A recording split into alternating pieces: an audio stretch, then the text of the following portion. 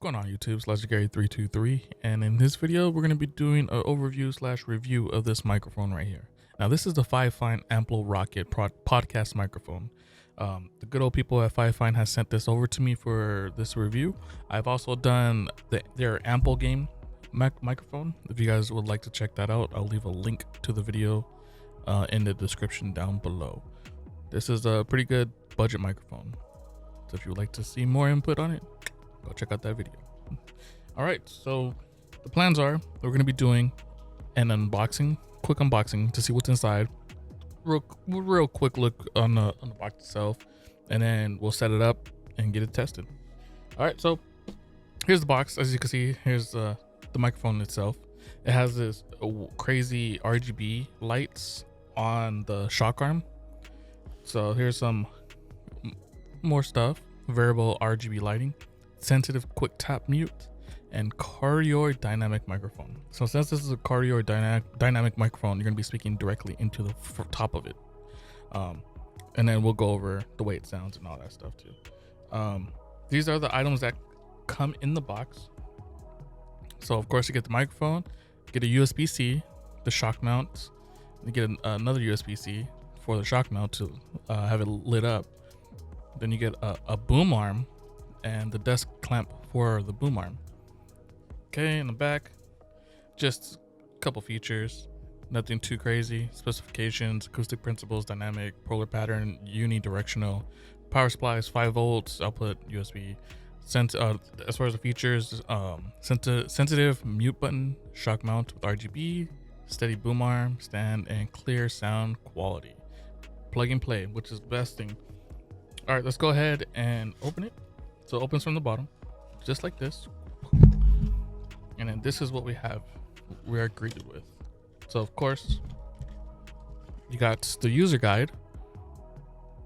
So if you guys need the user guide, there it is, nice in color. And then there's 4 different boxes in here. So I'm assuming one of them's gonna be a shock mount, the other one's gonna be microphone, then USB, then the boom arm. Just go ahead and open up this one.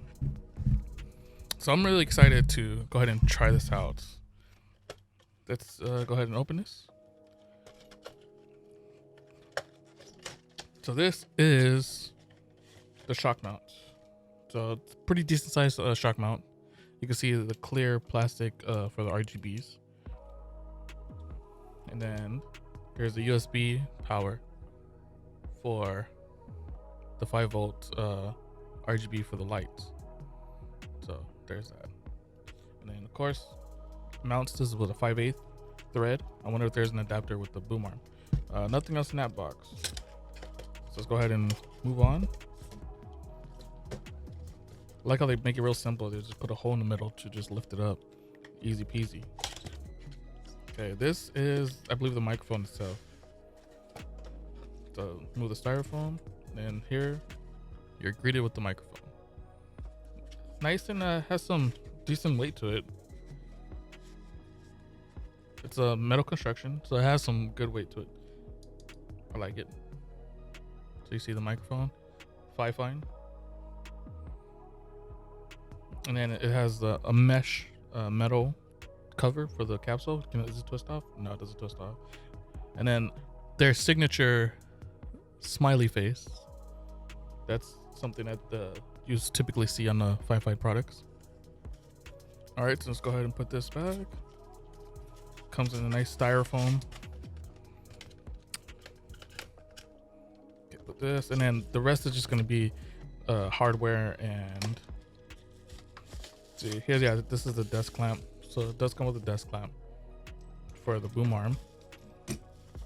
So hopefully, if you are looking at this microphone, you don't have to use the included boom arm if you already have one, but it's cool that it comes with one. All right, so here's the USB-C cables. Nothing too crazy about them. Do these have the, yeah, so if you look, they have their logo or their name on the USB cable itself. So that's pretty cool. And then of course, FiFine. And then this is the 4 data transfer. So this one's gonna be connected to the mic, and then this one's probably for the, yeah, this is for the shock mount to give it power for USB. It kind of sucks. It uses 2 USBs if you want the light to be lit up. If you want that RGB goodness, And then this is the boom arm. Need to go ahead and make extra room for this. So this one, oh, it does have the was it the 3/8 adapter on it. Okay, I'm gonna put this on the floor for now. So here's the boom arm. As you can see, this reminds me of the newer boom arm. So it has the adapter on there that you could take off. Let's see. So that's pretty good, because that was a complaint that I had for the previous one, for the Ample game. It didn't have this adapter. If you used it on a boom arm, then you would have to buy the adapter. The springs is not as strong, but granted, the microphone is not super heavy, so we should be fine. All right, let me go ahead and get this set up, and then we'll get more in the testing of the microphone and see how it sounds. All right, I'm back. We got the mic set up on its boom arm. As you can see, the RGB lights are going. It's looking pretty cool. The design of it is gonna be very subjective. It looks, it's very gamer-ish, but yeah, it's the Amplirocket, so it's like, it looks like a rocket in its flames. So let's go ahead and talk about the microphone. So it's a dynamic microphone. So the construction of the mic is metal, and the top is also metal mesh, and the capsule is right here at the top, so you got to speak directly into the microphone. So the closer you are, depending on your sound levels, they recommend having it about 4 to 2 inches away to have optimal sound. So let's go ahead and talk about the sound quality. The sound quality to me it's kind of a miss for me. I feel like, especially since the capsule is so close to your mouth, you hear a lot of plosives, and it doesn't have no windscreen. There's no pop filter like their previous mic that I did a review on, the Ample Gain. This mic has a built-in pop filter, and it actually is very functional. So hopefully on the next revision or the next microphone for this, they can include a windscreen or a pop filter somehow. But let's go ahead, and I have this windscreen right here. This is from the Shure SM7B. I'm going to go ahead and put it on so you guys can hear the difference.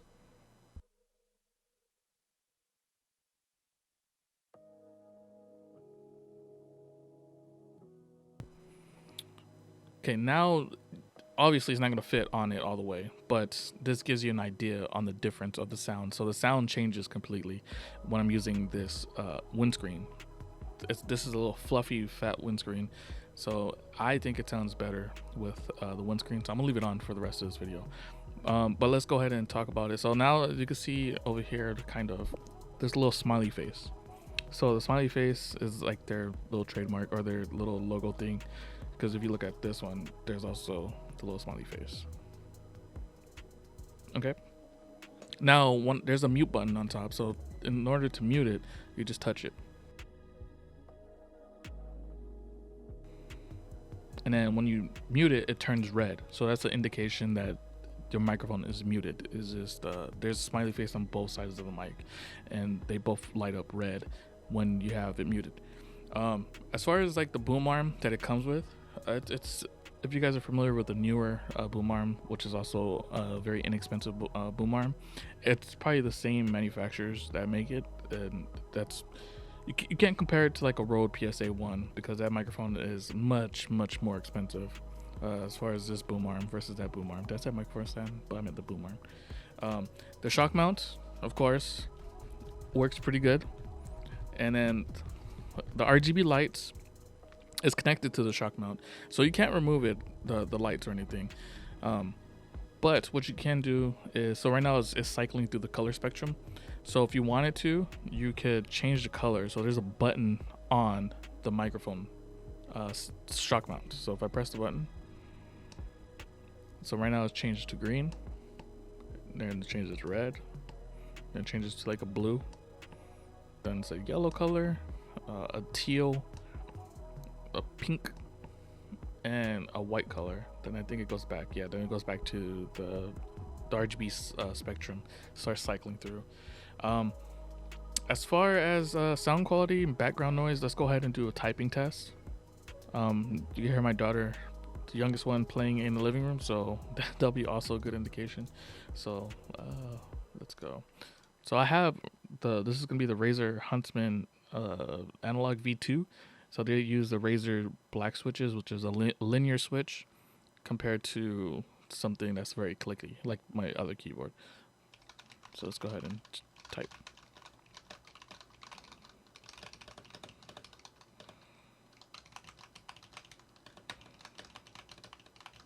Okay, let's do some mouse clicks.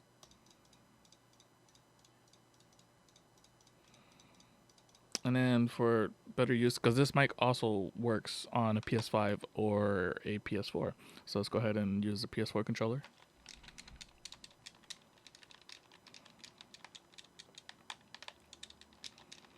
Okay, that gives you an idea on how the microphone sounds in that type of environment if you have it on your desk. And then if this is mounted to the same desk, the shock mount should prevent the actual boom moments or motion or sounds rather from being fed back through the mic. All right, so as another thing, you need to, there's no gain volume on this microphone. So in order to adjust the volume or the sound gain for the microphone, you have to do it through Windows. And I will show you how to do that through Windows right now. All right, so now we are in Windows right now, and I'm going to show you real quick on how to be able to adjust the volume for this microphone. So in order to do that, you're going to have to right click. So down below where the little speaker thing is, right click on it, then you go to sounds, and sounds will bring up this window. So once this window is open, you go to recording, and then you'll find the microphone. You can see that I have a little bit of sound levels going on right now. Then you right click on it. So this one is the FiFine microphone. Right click on it, properties, then you go, you'll see these 5 tabs, then you'll go to levels. So right now I have the microphone set to a 55. So if I turn it down to like 20, you can see that my voice got much lower. And so let's go ahead and turn it back up to 55. And then of course, if you go past 55, you can hear how much more changed. So let's go back to, let's go to 50. I think 50 should be pretty good. All right, so that's how you change it. You hit OK, and then everything should be set to go. Everything should be a-okay as far as sound levels and as far as you adjusting the microphone. Of course, you don't want it too loud, and also if you have it in a different location, it's all going to depend. So you don't want to have the microphone too far away from your mic, and then you always want to speak into the front of the mic. Since it's a dynamic microphone, you got to speak into the capsule. We could go ahead and do, let's go full screen. We could go ahead and do like a proximity sound or test. So let's go microphone check on the left side of the microphone. So it's the left side of the microphone. All right, let's go around. So back in the front of the microphone. Now let's go to the right side of the microphone. Hello, this is the right side of the microphone. Now test. All right, let's go back to the front of the microphone. All right, real quick, pros. It comes with a boom arm.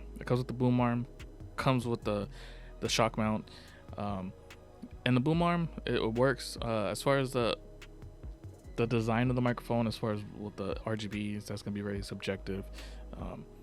It's very gamer-ish. So, and then if you like to be subtle, very minimalistic, then that's something that you have to make a decision on. The sound quality, it's there. I feel like it could be buffed up with some like plugins, or if you use this while streaming on OBS, using filters to increase the mic's sound. It's capable for sure. It's capable to be able to sound much better than what it is. As far as the RGBs, if you wanted to turn off the RGB, you just don't plug in the second USB. Like if I remove the second USB, it shuts it off, and then it's pretty, you can't really tell that it's really there until you turn it back on. Okay, the cons. So the major con for me is the no inclusion of a windscreen or a pop filter. I can see why, because they're trying to cut down the cost. So this microphone is under $80, which is not bad. It's because you get the boom arm, the microphone, the shock mounts, and the RGB lights, and you get both USB-C cables to connect to the microphone and connect to the shock mount for the RGB. If they did include a windscreen, hopefully they don't do something like how the Shure MV7 did. So this is the Shure MV7 windscreen. It's small, so it's right on top of the capsule. So even if you speak into it, the windscreen, it barely helps. You still get a lot of plosives. It's very subjective to plosives. That's why I have this windscreen still on. This is the Shure SM7B windscreen, as I mentioned earlier. I have this pop filter that I haven't used in ages. So let's go ahead and try this real quick. So this is without the pop filter. You can see that it's very plosive-y or very boomy. So now when I put this over, of course, it's gonna sound much different as well. So as far as the microphone, under 80 bucks, under 100 bucks, I think it's pretty decent value. It's gonna be up to you guys on how you like the sound of it, since you're listening to me. What do you guys think about it? What do you guys think about this video? Yo, FiFine, thank you for sending this out to me once again. Appreciate it, and hope everyone has a good day. Everyone stay safe. Okay, bye.